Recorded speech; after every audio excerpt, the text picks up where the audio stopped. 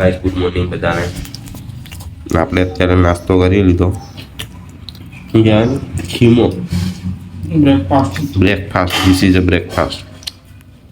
ને જોડે ચણા ને ઘીવાળી રોટલી. તો મસ્ત ઉઠી ગયા, થોડું વર્કઆઉટ કર્યું, નાસ્તો કરી લીધો. હવે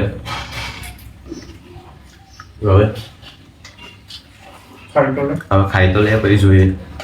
તો ગાઈઝીસ આપણે અત્યારે નાસ્તો બાસ્તો કરી લીધો પેટ ભરીને. ચણા ને બાણા ને ફૂલ દબાઈને ખાધું. See this one. The mind is everything what you think you become. સમજો, બાકી ટ્રાન્સલેટ કરી લેજો. મને ઇંગ્લિશ નહીં આવડતું. તારી કથા તો હું વધારે ધોળો હોઉં. આની કથા તો હું વધારે ધોળો લાગુ. બધા સબસ્ક્રાઈબર કમેન્ટ કરો કપિલ કાળો. તો આજે આપણે ક્યાં જવાનું કપલા? હે? તો આજે આપણે ક્યાં જવાનું કઈ નક્કી નહીં. અત્યારે મસ્ત નાસ્તો વાસ્તો કરી લીધો, હવે નાઈ ધોઈને પછી જઈએ જ્યાં જવું હોય ત્યાં. બરો ભાઈ, આ બાજુ બહાર આવ્યા હતા બસ સ્ટેશન બાજુ. તો સોડા પીવાની ઈચ્છા થઈ તો સોડા ને કપિલ જો ફટાકડાના ભાવ પૂછાવે. લેવા તો નહીં, ફોડતા તો નહીં, પણ જો ખાલી પૂછાવે. સોડા બોડા પીધી, બહાર આવ્યા. આપણે મસ્ત અત્યારે જો બેઠા ખાઈ પીને. ના લલિત જવું અહીં એક તો નેટવર્ક નથી આવતું ને, મોટો પ્રોબ્લેમ છે ઘરમાં. ઉપર જવું પડે એટલા માટે. તો ये कुछ ज़्यादा ही छग रहा है. तो हम અત્યારે મસ્ત બેઠા હતા. આને શું કહેવાય ખબર હોય? કમેન્ટ કરો. આવું છે 100 વ્યૂ નહીં આવશે 12મા મહિના 30 તારીખ સુધી. બાકી ભાઈ ચેનલ ડિલેટ. એડવાન્સમાં શું કામ કરો?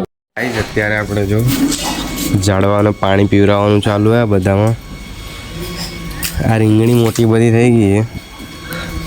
જો કેટલા ઝાડવા કપિલભાઈ પાણી પાય ને. અહીંયા બધા ભાઈ માસી કેટલા બધા ઝાડવા ભેગા કરીને રાખ્યા. આમાં અમુકના તો નામે નહીં આવડતા હોય. જો કપલા તને નામ આવડે કઈ? હે, આ કાંટાળું ઝાડવું છે ને, ફૂટે આના કાંટા. ગુલાબે મન તો કંઈના નામ આ રીંગણી, બસ બીજું કંઈના નામ તો આપણે આવડતા નહીં. એ શું છે એલા? બહુ બધા ઝાડવા ભેગા કર્યા, કેટલા બધા નીચે એટલા છે. નહીં આથી કંઈ વળી નથી. ખેંચ થોડીક નળીએ પાણી પાવું પડે. ડબલે તો ભેગું ના થાય એમાં. જોવું ખાલી આ હેનું ને કપલા. હા, તને આ બધી વસ્તુનું જ્ઞાન હોવું જોઈએ. તું ફોરેસ્ટ્રી વાળો હોય, જંગલ વિસ્તાર વાળો માણસ છે. આને બધી ખબર હોવી જોઈએ. કંટાળા હવારના સીધાને બહાર બોલાવીએ પછી જઈએ ક્યાંક રખડવા.